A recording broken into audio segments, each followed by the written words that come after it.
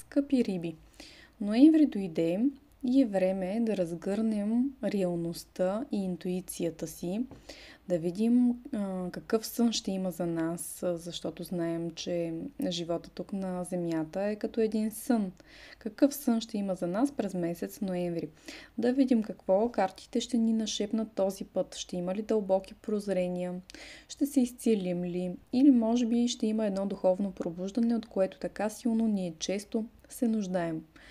Вашият вътрешен свят е богат и чувствителен. Затова ние трябва много внимателно да погледнем в картите и да се опитаме да чуем гласа на душата си. Добре дошли в Таро прогнозата на ноември. Нека сега да разберем посланията на съдбата. Първата карта, която излиза, е петица чаши. Петица чаши говори за това, че вие ще си мислите или ще се фокусирате върху нещо, което е изгубено. Период, в който има много тъга, загуба и разочарование, някакви пропуснати възможности. Нещо тук ще скърбите явно. И кралица на мечовете говори за това, че в крайна сметка няма да позволите вашите чувства и емоции да ви накарат да влезете надълбоко, а ще осъзнаете, че трябва да останете на повърхността. Тук говорим за един остър ум, за едно ясно разбиране и обективно вземане на решения.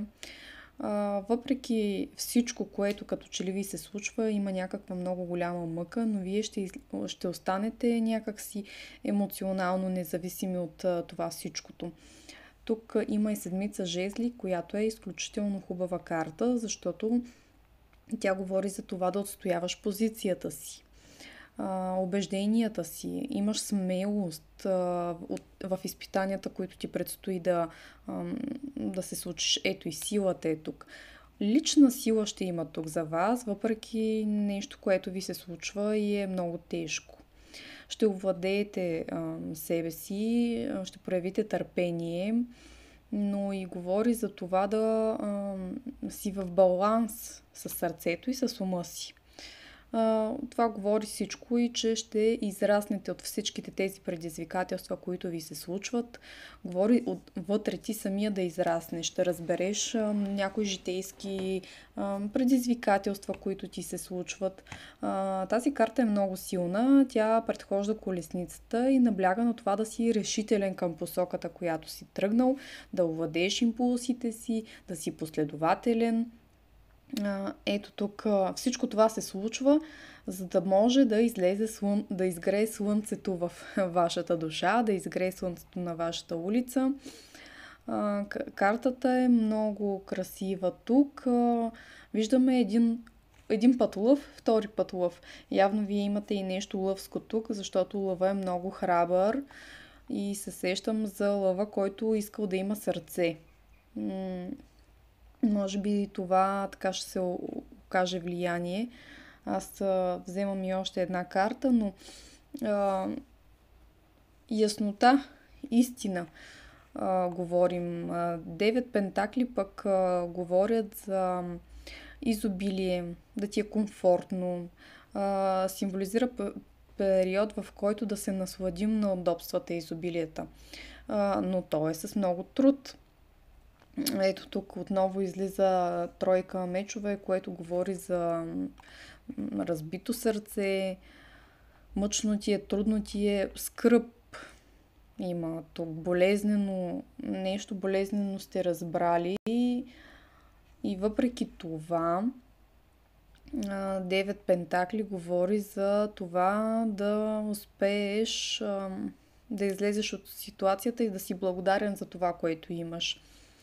Ето, тук пък е върховната жрица, папесата.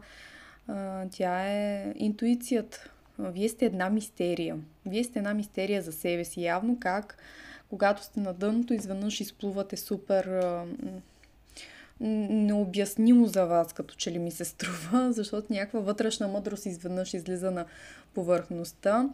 Имате много силно подсъзнание, смисъл знанието е подсъзнателно. И като от морето така изведнъж излизат някакви спомени, сънища, някакви тайни, но това е нещо проницателско такова. Подсказва за период с много духовна връзка.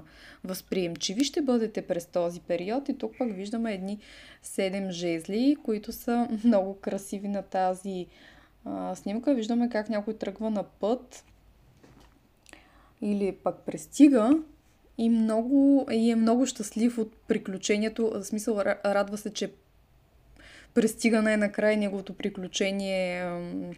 Все едно от влака слизаш от пътуването си.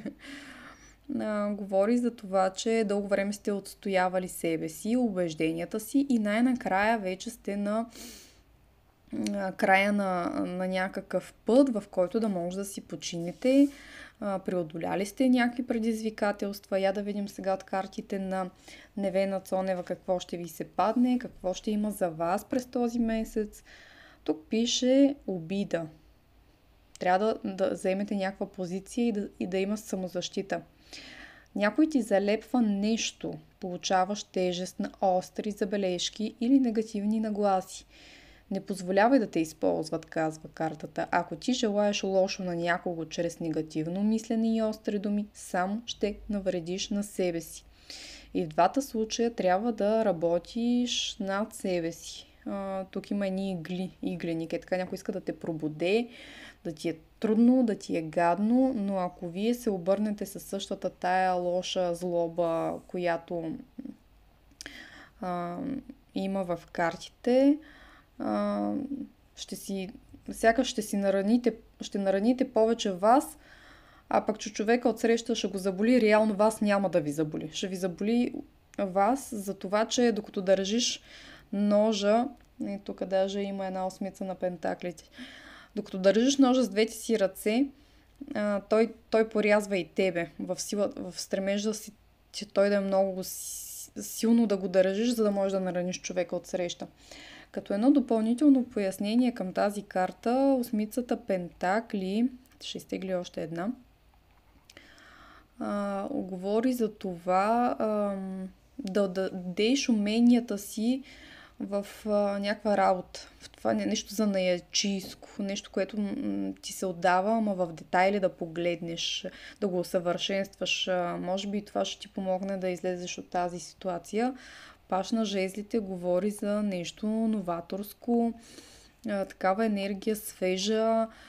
Това е желание да учиш, да изследваш, да откриваш. Трябва да се съсредоточите явно и в тази енергия, защото има някакъв потенциал за развитие тук.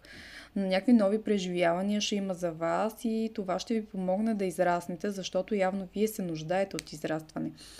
Гледам тук от червени, зелени и розови. Ако сте си избрали червения цвят, говори, че човекът, към когото ти се стремиш, е индиго. Тоест, той е много психически устойчив този човек. И трябва много да внимавате с него. А пък ако искате розовото, казват, че е време за прошка, за да може тялото ти да се отстрани от болките и да замени чувството за острота с покой и успокоение. И остана зеленото, пък ако сте си любител на зеления цвят, нека да видим посланието. Пламък близнак е този човек, за който ти питаш. Отговорът на твой въпрос е свързан с духовно ориентирана романтична връзка. И трите като че ли ми се струват тук за някаква кармична свързаност с някакъв човек, но успех ви желая!